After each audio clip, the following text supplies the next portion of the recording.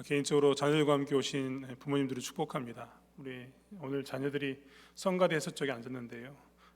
참고로 힌트를 드리자면 저를 보시면 목이 굉장히 아플 거예요. 모니터를 보세요. 모니터를 보는 게 훨씬 지혜롭습니다. 여러분 혹시 아이들이 좀 집중한 시간이 좀 짧아져서 움직이더라도 저를 보시고 말씀의 은혜를 누리셨으면 좋겠습니다. 또한 이 아이들을 위해서 많이 축복해 주시고 이 아이들에게 기회가 되시면 용돈도 좀 주시고 머리를 쓰다듬으면서 기도도 좀 해주시는 그런 저희들 되었으면 좋겠습니다. 이 아이들이 다음 세대의 중심이 될 줄 믿습니다. 아이들 이야기하니까 저희 현민 형제 이야기를 빼놓을 수가 없을 것 같습니다. 현민 형제가 휴가 나왔습니다. 저 뒷좌석에 앉아 있는데 이뻐 죽겠습니다. 정기 휴가라고 이야기했는데 이 현민 형제가 나와서 예배를 다 참석하고 앉아서 있는 것을 보니까 너무나 좋았습니다. 현민 형제 보면서 젖살이 많이 빠졌다라는 생각 들었습니다. 군대에서 훈련하니까 자연스럽게 젖살이 빠지고 지금 딱 좋은 몸매로 돼 있는데요. 이 훈련 군대 가면 항상 저렇게 사람들이 다 변하는 것 같습니다.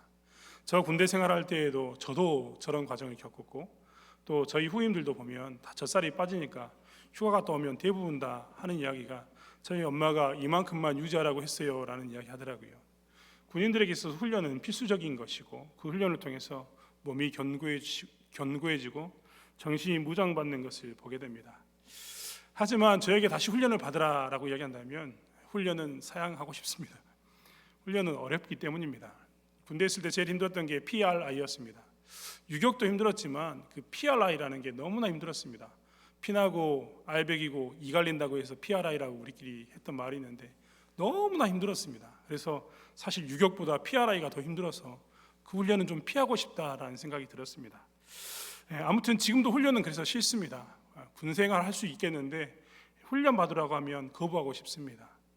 근데 이 훈련은 군대에 있는 사람들에게만 있는 것은 아닙니다. 신자인 우리들에게도 훈련이 있습니다.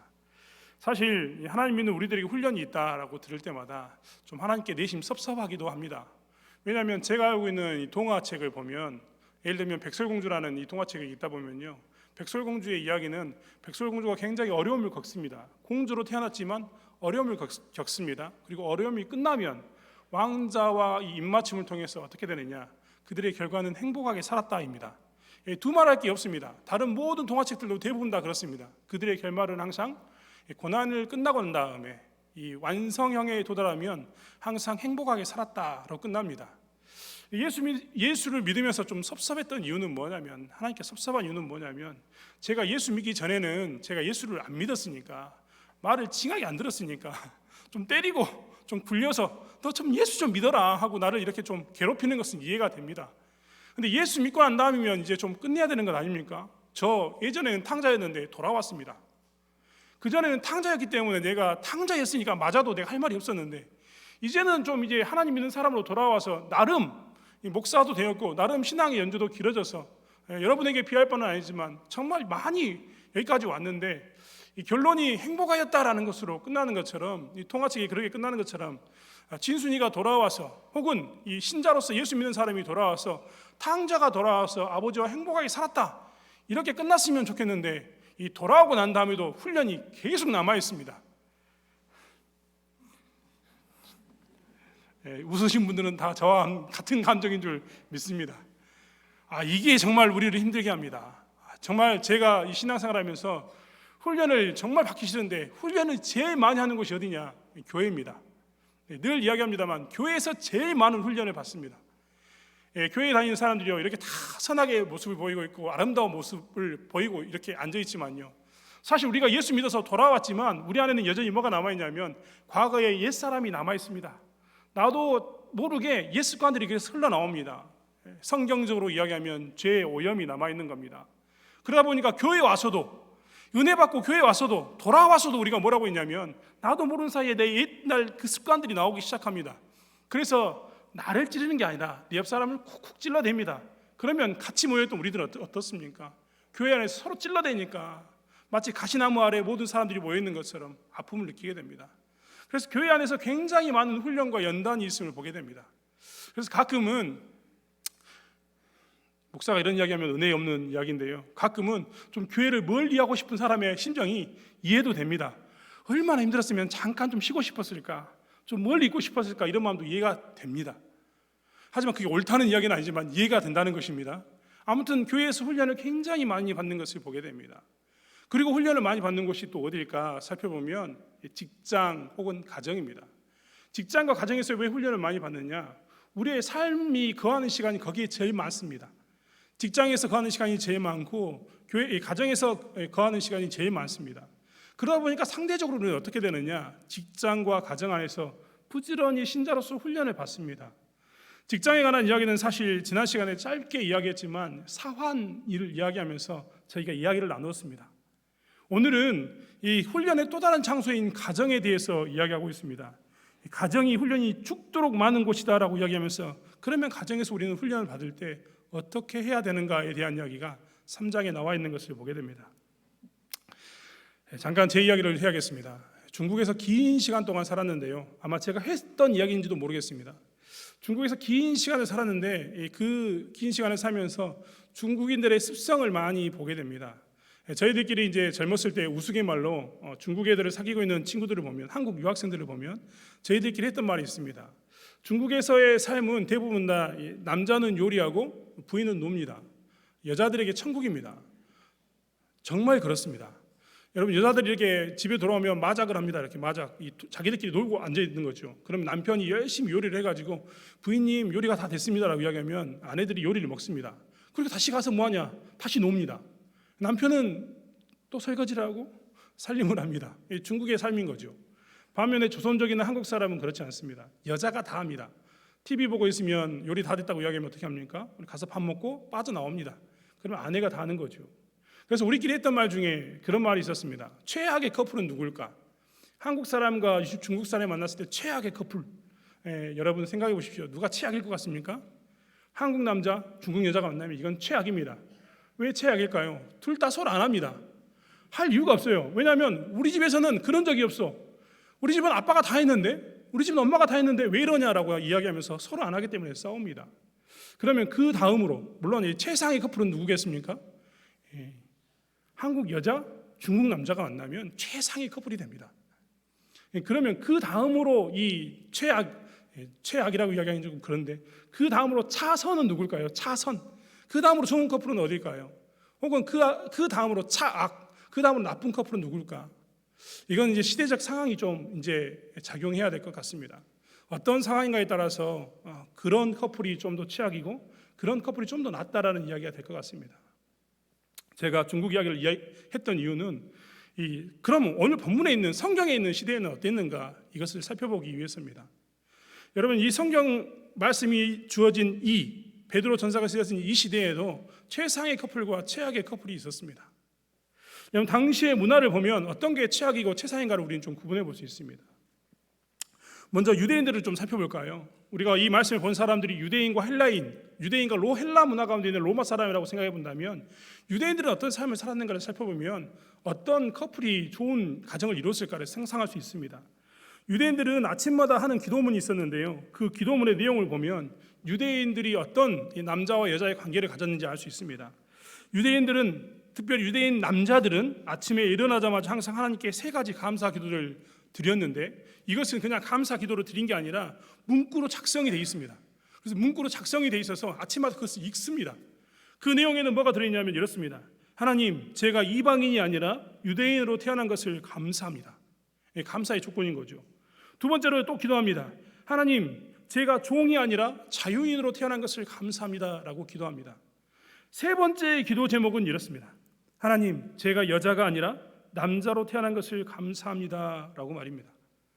이 감사의 기도 제목만 봐도, 이 성문화 돼가지고 문구로 짜여진 이 감사의 기도 제목만 봐도 여자의 위치가 어떠했는가 우리는 이해할 수 있습니다. 이 종보다 더 못한 위치가 누구였느냐? 여자였습니다.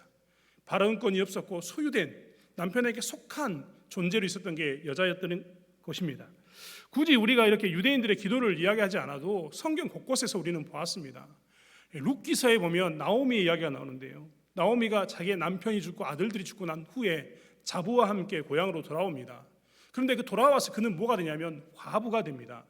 과부가 되니까 그는 어떻게 되냐면 보호함을 받지 못합니다. 이게 당시에 이 유대인들의 이 여인들의 삶이었습니다. 남편이 없으면 보호함 받지 못하고 가정을 이룰 수 없는, 그래서 어딘가에 나가서 대표해서 우리 가정의 이야기를 할 수 없는 존재들이 다 무엇이었느냐? 여자들의 존재였습니다. 심지어 유대인들은 여자들에 대한 생각을 할 때마다 항상 분노하면서 이야기를 했는데, 분노했던 이유는 무엇이냐면 아담과 하가 존재했을 때 선악과를 먼저 따먹은 게 누구였다? 남자가 아니라 여자였다.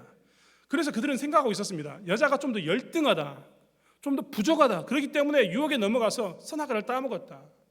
이렇기 때문에 여자는 남자에게 종속되는 게 마땅하다고 생각했던 게 유대인들의 생각입니다. 로마인들은 어떤 생각을 가지고 있었을까요? 여러분, 우리는 철학자들 중에 잘 알고 있는 철학자 중에 아리스토텔레스가 있습니다. 아리스토텔레스가 여러 가지 책을 남겼는데 그 책 가운데 아리스토텔레스가 여자에 대한 생각을 기록한 책이 있습니다. 그 내용은 이렇습니다. 여자에게는 불의가 없다, 여자에게는 옳고 그름을 따져서는 안 된다라고 아리스토텔레스는 정했습니다. 여자가 너무 아름다워서 옳고 그름을 따지지 말자, 이런 이야기가 아닙니다.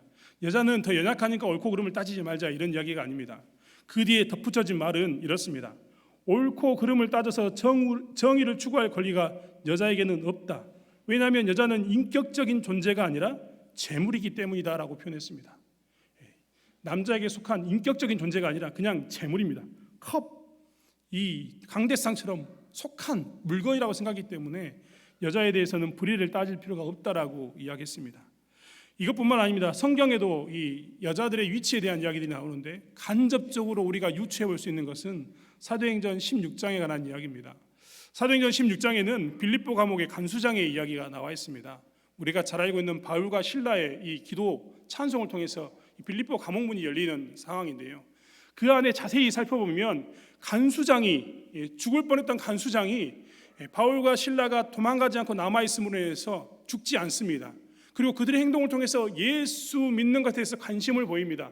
그리고 예수를 믿습니다. 그런데 그 다음 행적이 16장 32절과 33절에 나와 있는데 성경은 이렇게 기록하고 있습니다.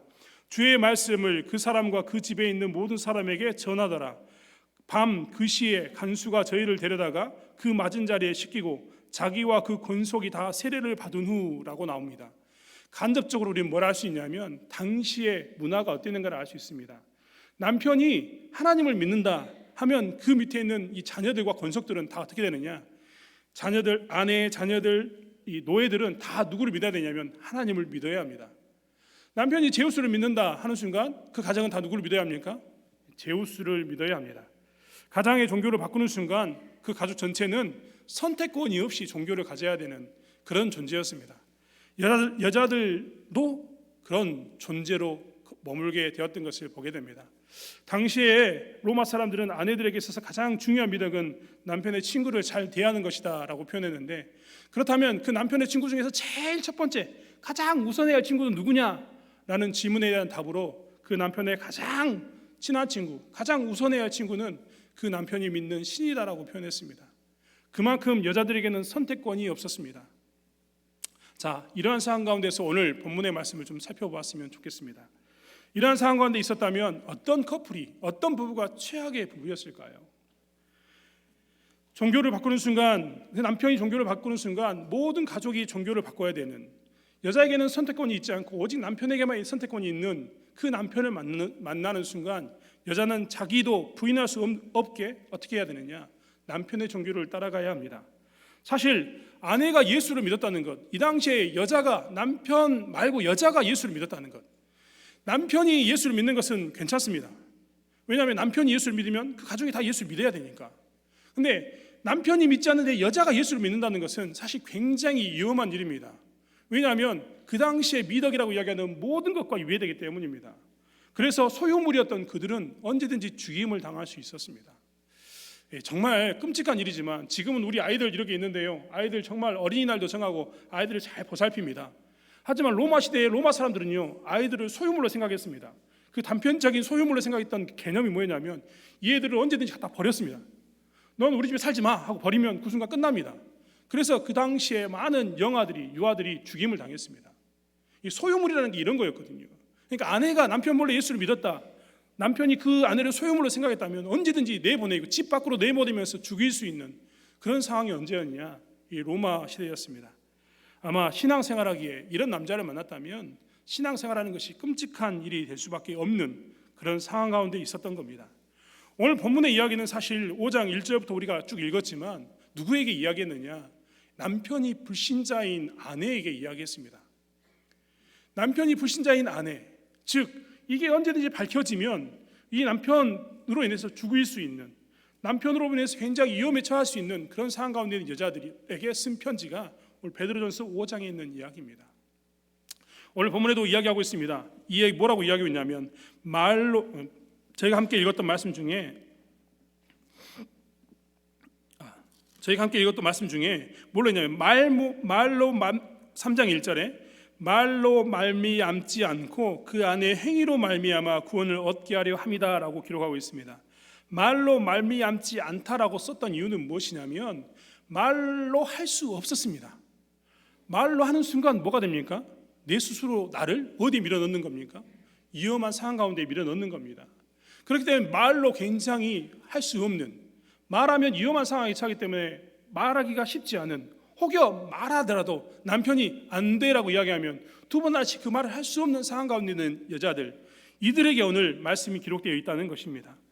오늘 이 말씀을 보다 보면 이 말씀이 3장 1절부터 6절까지 기록되어 있는 것을 보게 됩니다. 그리고 7절에는 아주 짧게 남편들에 대해서 이야기가 나와 있는데 오늘 1절부터 6절까지 아내들에 관한 이야기가 나와 있고 7절에 남편에 관한 이야기가 나온 이유는 이 남편이 신자인 남편이기 때문에, 남편이 신자이면 가정이 신자에 대한 확률이 많기 때문에 아내들에 관한 이야기가 이렇게 많이 남아 있습니다. 아내들의 이야기가 많이 남아 있는 이유는 이 불신자 남편을 둔 아내들에 관한 이야기가 이렇게 길게 쓰인 이유는 그만큼 이 아내들의 상황 가운데서 지혜롭게 처신하지 않으면 힘든 상황이었기 때문에 긴 이야기로 기록되어 있는 것을 보게 됩니다. 보통 우리는 이럴 때가 되면 사실 삶에 순응합니다. 우리나라도 많이 그런 이야기를 하고 살지 않았습니까? 예전에 우리나라 사람들이 제일 많이 했던 것, 여자들은 어렸을 때는 아버지를 따라야 되고 결혼해서는 지아비를 따라야 되고 지아비가 죽고 나면 누구를 따라야 됩니까? 아들을 따라야 된다고 이야기했습니다. 그러면서 그것이 마땅한 것처럼 순응할 것을 이야기했습니다. 오늘 본문의 이야기는요 3장 1절부터 6절까지 이 불신자 남편을 둔 아내들에게 이야기하면서 순응을 이야기하는 게 절대 아닙니다. 변화를 이야기하고 있습니다.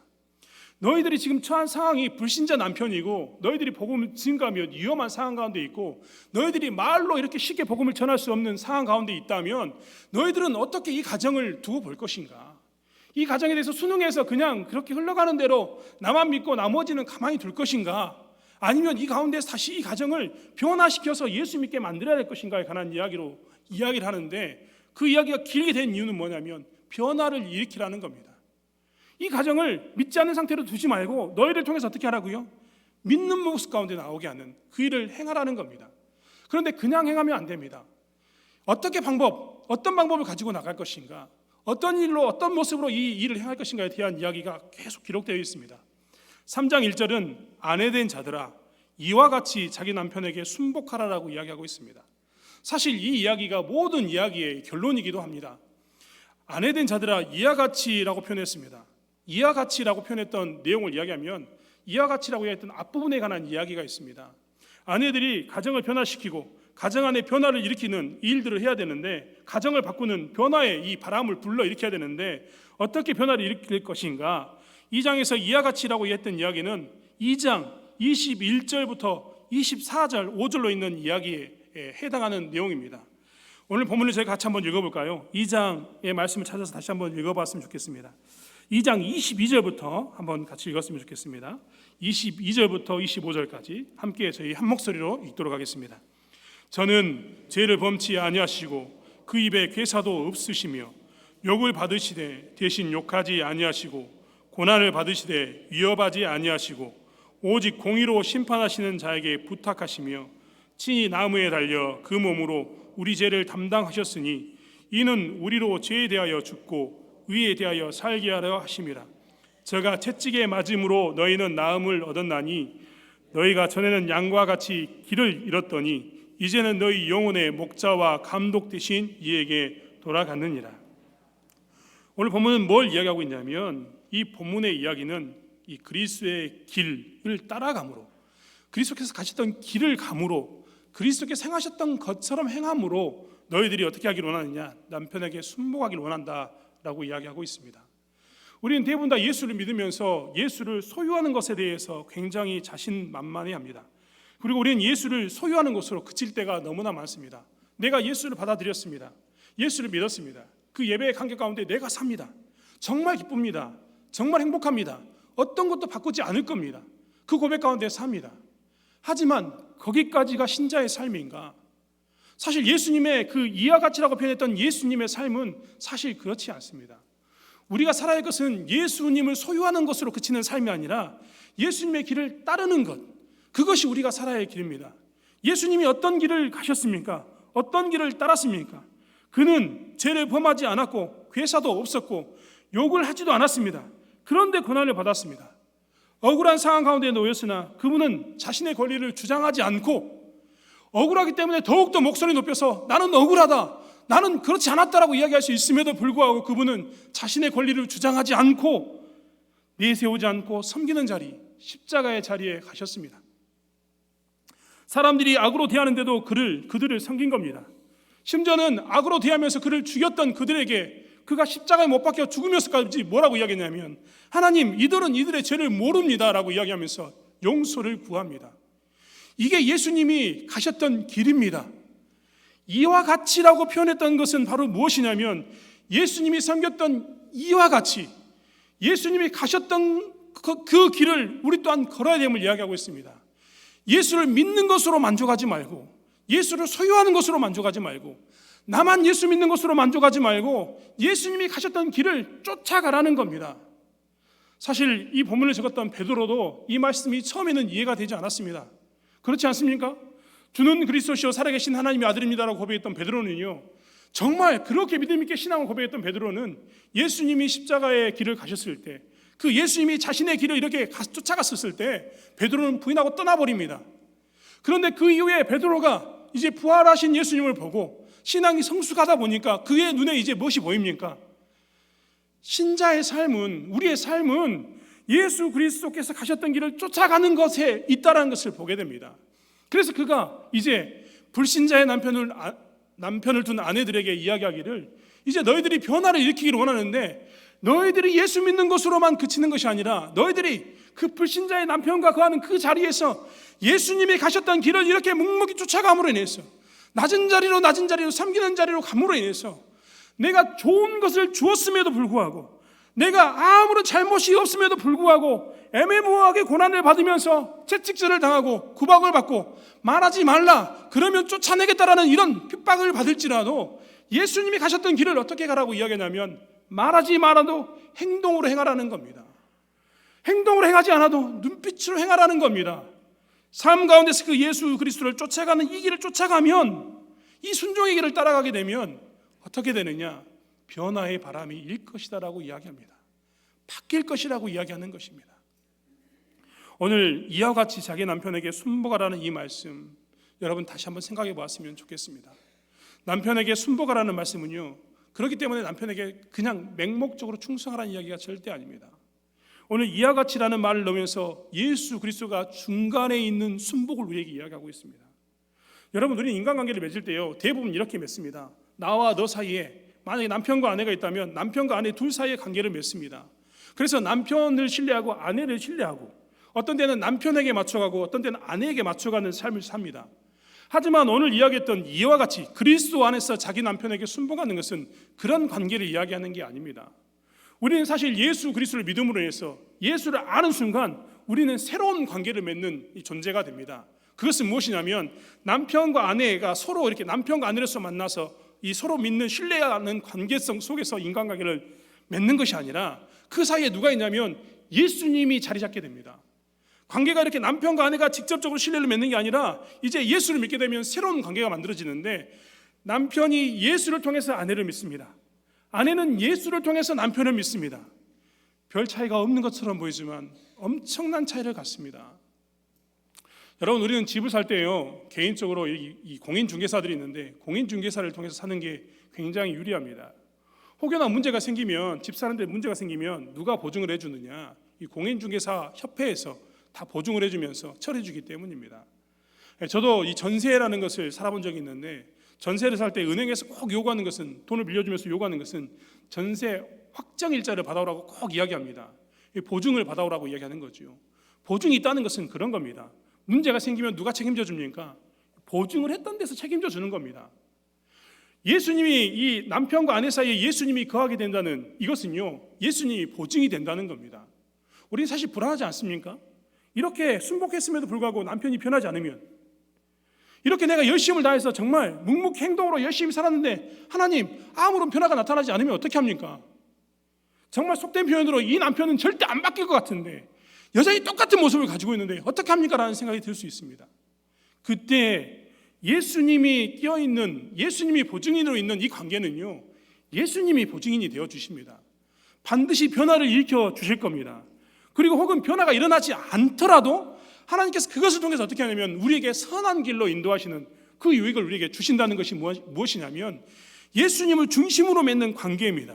그래서 자기 남편에게, 이와 같이 자기 남편에게 순복하라, 이 말은 무엇이냐면 하나님께 순복함으로, 가운데 있는 예수님께 순복함으로 남편에게 순복하는 겁니다. 그러면 어떻게 됩니까? 이 변화의 바람에 대해서 예수님께서, 하나님께서 책임져 주신다는 것입니다. 이것이 남편에게 순복하라는, 이와 같이 순복하라는 이야기입니다. 이것을 순복하기 위해서 우리가 해야 될 것은 무엇입니까? 하나님이 우리의 중심을 보시기 때문에 우리의 속사람을 단정하는 겁니다. 외모를 단정하지 않고 속사람을 단정하는 것이 그 모습입니다.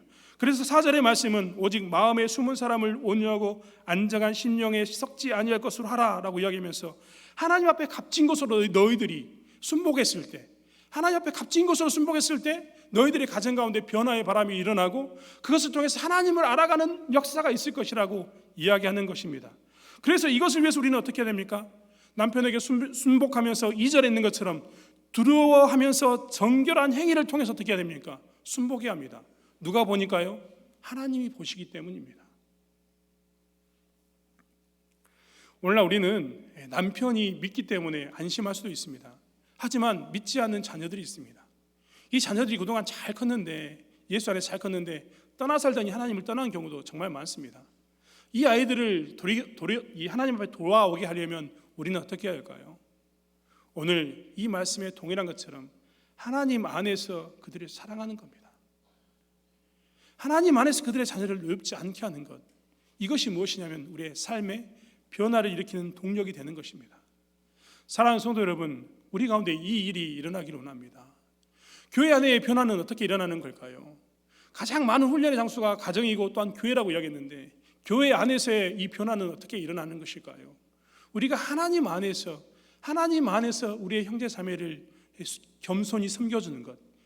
예수님께서 욕을 하지 않았음에도 욕을 받고 죄를 짓지 않았음에도 이 욕을 당했던 것처럼, 그러면서도 순종했던 것처럼 그 가운데 섬겼을 때 우리의 교회 안에서도 변화가 나타나는 것입니다. 이 은혜가 우리 가운데 넘쳐나길 원합니다. 교회는 새로워져야 합니다. 그리고 바뀌어야 합니다. 우리의 가정도 새로워져야 합니다. 바뀌어야 합니다. 많은 사람들이 가정의 행복을 추구합니다. 좋습니다. 하지만 무엇의 행복의 근거를 둘 것인가는 늘 생각해야 합니다. 돈의 근거를 둘 것인지, 명예의 근거를 둘 것인지, 아니면 출세의 근거를 둘 것인지, 아니면 소유 어떤 것에 대한 근거를 둘 것인지를 생각해 봐야 되는데, 진정한 행복은, 진정한 변화는 어디에서 오는가? 하나님을 중심으로 둔 변화가 있었을 때 진정한 행복이 온다는 것입니다. 성경은 계속해서 남편들에게도 이야기합니다. 남편들아, 이와 같이 지식을 따라 너희 아내와 동거하고 저는 더 연약한 그릇이요 또 생명의 은혜를 유업으로 함께 받을 자로 알아 귀히 여기라 라고 이야기합니다. 이 가정 안의 변화를 일으키려면 신자인 남편은 어떻게 해야 되느냐? 이러한 모습 가운데 살아야 된다는 것입니다. 여러분, 오늘 본문의 이야기는 이렇게 이야기하고 있습니다. 아내를 생각할 때마다 더 연약한 그릇으로 대할 것을 이야기하고 있습니다. 더 연약한 그릇이 무엇입니까? 그가 무언가 부족하다는 이야기는 절대 아닙니다. 아내들이 연약한 것은 육체적으로 혹은 이 정서적으로 연약한 것입니다. 특별히 개인적으로 신자인 남편, 아내와 같이 가정을 꾸려서 믿는 남편들에게 이 말씀을 빗대어서 부탁드리고 싶은 것은 무엇이냐면, 아내들은 더 육체적으로 연약하고 정서적으로 연약합니다. 그런데 사실 교회를 곰곰이 살펴보면 교회에서 가장 많은 일을 한 사람은 누구냐면, 정말 죄송합니다만 아내들입니다. 물론 우리 남편들도 많이 수고하고 애쓰지만 아내들은 정말 수고하고 애씁니다. 그 아내들이 수고하고 애씀이 교회에서 힘쓰다 보면 가끔은 집에서 소홀해질 때가 있습니다. 연약함 때문입니다. 그럴 때마다 신자의 남편들은 그것을 살펴보기를 원합니다. 그것을 돌아보기를 원합니다. 정말 그래서 그 아내들이 세워져 가고 돌보는 그 내 가운데 가는 저와 여러분이 되었으면 좋겠습니다. 이것이 신자의 남편이 변화를 일으키는 방법입니다. 사랑하는 방법입니다. 또한 그것과 아울러 존귀 여기라, 알아서 귀히 여기라는 말씀이 있는데 아내들을 존귀하게 여기는 저와 여러분이 되었으면 좋겠습니다. 아내의 문제에 대해서 우리 아내들은 다 장점과 단점을 가지고 있습니다. 저희도 마찬가지, 남편도 장점과 단점을 가지고 있습니다. 하지만 연약한 부분만을 보아서 그를 천히 여기거나 못한다고 구박하는 게 아니라 그의 장점을 보아서 귀히 여기고 그의 섬김을 통해서 귀히 여기는 그런 삶을 살았을 때 가정이 바뀐다, 변화된다라고 이야기합니다. 자녀들이 그것을 통해서 예수를 알게 되고 그리고 주변에 있는 사람들이 그것을 통해서 어떻게 됩니까? 예수 믿는 것 가운데 돌아온다라고 이야기하고 있습니다. 이제 말씀은 마무리하면서 무엇을 이야기하고 있냐면 선을 위한 고난에 대해서 이야기하고 있습니다. 우리가 했던 이야기들을 곰곰이 한번 생각해 보시겠습니까? 사안에 관한 이야기도, 직장에 관한 이야기도, 가정에 관한 이야기도 길게 썼던 이유는 무엇이냐면 이 이야기가 대부분 다 교회 안의 이야기가 아니라 교회 밖의 이야기입니다. 교회 밖에서 우리는 어떻게 살아야 할까에 대해서, 사실 우리는 교회 안에서 너무나 하나님을 잘 섬깁니다. 우리의 연약한 부분들을 다 감춰가면서 희생하고 헌신하면서 교회 안에서 열심히 섬깁니다. 교회 안에서 본다면, 우리의 가장 큰 훈련 장소인 교회 안에서 본다면 어느 정도 우리는 이루었다라고 표현할 만큼 정말 열심히 잘 섬기고 있습니다. 반면에 교회 밖에서는 어떨까요? 교회 밖에서 우리는 어떤 모습으로 섬기고 있습니까? 교회 밖에서 우리는 직장 안에서 어떻게 섬기고 있습니까? 교회 밖에서 예수 믿는 사람으로서 가정에서는 어떻게 섬기고 있습니까? 오늘 이야기는 그것을 이야기하고 있습니다. 9절의 말씀은 8절부터 쭉 되지만 9절의 말씀은 이렇게 이야기하고 있습니다. 악을 악으로 욕을 욕으로 갚지 말고 도리어 복을 빌라. 이를 위하여 너희가 부르심을 입었으니 이는 복을 유업으로 받게 하려 하심이라고 표현하고 있습니다. 오늘 말씀이 했던 이야기는 뭐냐면 이를 위하여 너희가 부르심을 입었다라고 표현하고 있습니다. 좀 끔찍한 이야기이기도 합니다. 힘들고 어려운 장소에 내가 가서 하나님 믿는 사람으로서, 신자로서 어려움을 당하면서도 신자의 삶을 지키면서 살다가 그 신자의 삶을 통해서 안 믿는 사람들에게 뭘 하기 위해서? 예수 믿는 사람이 어떤가에 대해서 증거하기 위해서 우리가 어떻게 되냐면 부르심을 입었다라고 이야기하고 있습니다. 직장 안에서든지 가정 안에서든지 교회 밖에서 우리는 어떤 모습으로 있냐면 이를 위해서 우리가 부르심을 받았습니다. 힘든 자리에 가서 힘든 상황과 환경이지만 그 안에서도 우리가 최선을 다해서 예수 믿는 사람으로 삶을 위해서 그 예수 안 믿는 자들의 입술 가운데서 하나님이 살아계심을 증거하고 하나님이 살아계심을 믿고 그들이 하나님께 돌이켜 나오기 위해서 우리가 부르심을 받았다는 겁니다. 교회 안에서만 신자로 사는 게 아니라 교회 밖에서 신자로 살기 위해서 우리가 부르심을 받았다는 것입니다. 교회 안에서는 하나님을 경험함으로 예배를 통해서, 찬양을 통해서, 간증을 통해서 우리가 하나님을 알고 이 하나님을 알므로 해서 고백함으로 나눔으로 해서 더욱더 견고해져서 우리가 하나가 되었고 동료의 가운데서 예수 믿는 사람으로서 더욱더 우리가 잘해보자라고 이야기하는 그 삶을 사는데 교회 밖에서도 동일하게 이러한 삶이 열심히 안 믿는 사람들 사이에서 신자답게 삶으로 인해서 그들에게 하나님을 증거함으로 해서 하나님을 경험하게 하고 그들 안에 우리가 살면서 부딪히는 문제 가운데 서로 이야기를 나눔으로 해서 신앙인들 더욱더 끈끈하게 교회 밖에서 신앙에 지킬 것, 그것을 이야기하고 있다는 것입니다. 사랑하는 성도 여러분, 우리가 이러한 삶을 살았을 때 변화의 바람을 경험하게 될 것입니다.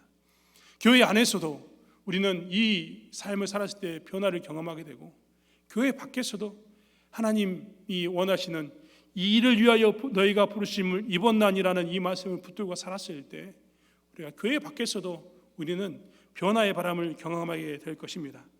우리는 사실 세상의 변화를 위해서 이 땅에 서 있습니다.